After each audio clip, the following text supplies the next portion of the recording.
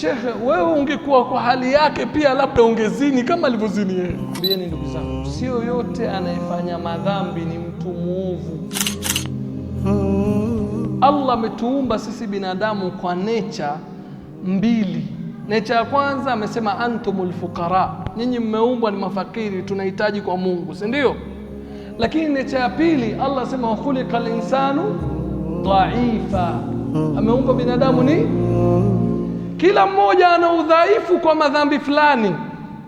Kuna mtu udhaifu wake ni upande wa bangi, akiona bangi tu yajaribu kujizuia mara shavuta.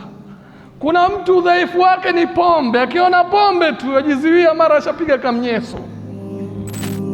Kuna mtu udhaifu wake ni wanawake, akiona wanawake yajizuia, lakini mwisho apiga penalti kabla firimbi haijalia. Sasa kila mmoja ana udhaifu wake.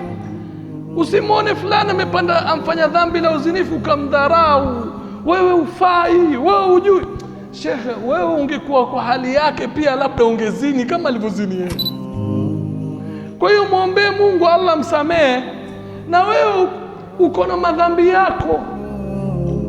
Kila mmoja ana madhambi yake, lakini sisi tunaona madhambi ya wengine tunawadharau kwa sababu madhambi yetu Mungu ameyastiri, hayaonekani, tujiona sisi ni malaika. Mnanielewa? MBTV, dira ya maisha yako.